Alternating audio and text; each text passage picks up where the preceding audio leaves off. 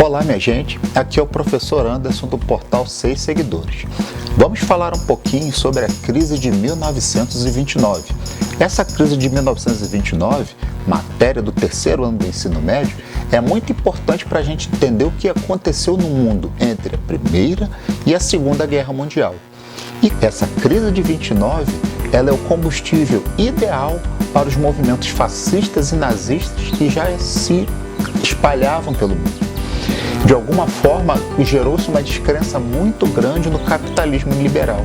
E esses movimentos de extrema direita foram extremamente danosos para a história da humanidade, mas o capitalismo, de alguma forma, ele não deu respostas a uma crise gravíssima que se avizinhou.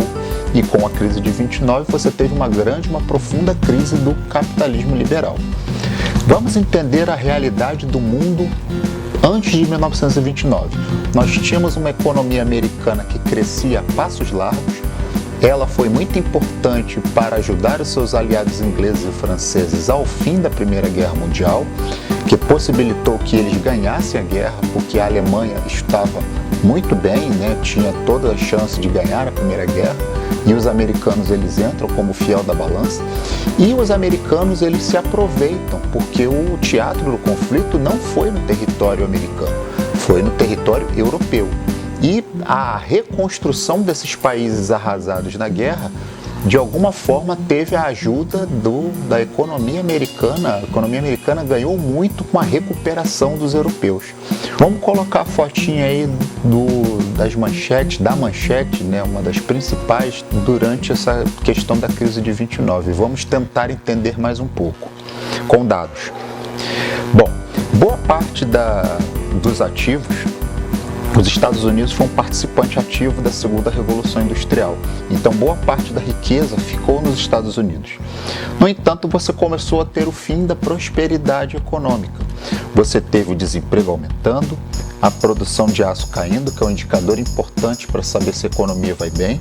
As empresas estavam muito mal, mas as ações continuavam subindo. Na verdade, houve um grande incentivo à especulação financeira. As pessoas deixavam de investir em atividades produtivas e investiam em ações.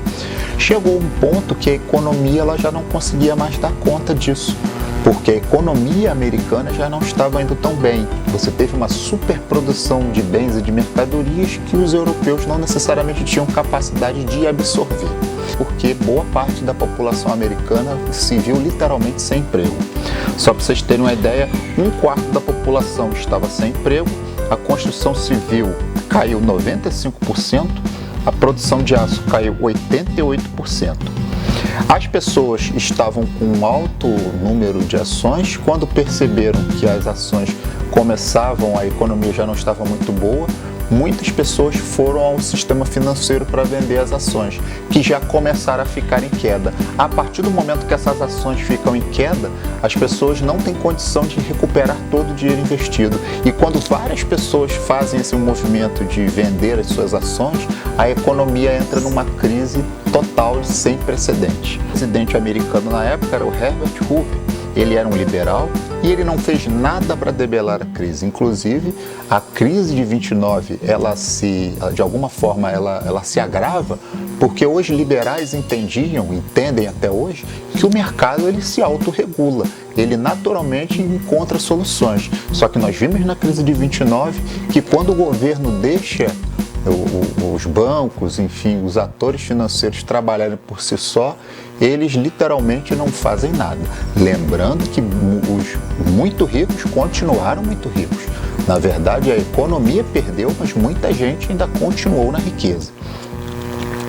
E aí, em 1900, nos anos 30, Roosevelt ganha a eleição, ele entra com uma pauta antiliberal, ele começa a fazer pesados investimentos na economia americana, ele passa a fazer obras públicas, aeroportos, ferrovias, rodovias, com o intuito de reaquecer a economia. E ele está baseado nas teorias de Keynes. Keynes entendia que os investimentos estatais tributando ricos, gerando empregos, era a melhor forma de você fazer frente aos desafios econômicos das nações. Hoje o Keynes é atacado. porque entende-se que os investimentos estatais eles não são necessários.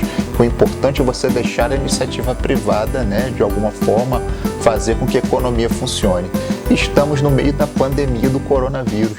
E aí, se você não tem os governos chegando junto, comprando equipamentos, contratando pessoal, né, correndo atrás de uma possível vacina, ou até mesmo, né, se essa vacina for descoberta, você ter que imunizar toda a população. Se você não tem investimento público no sistema de saúde, você acha que o privado vai ter? Coloque aí nos seus comentários. Um abraço a todos e bons estudos.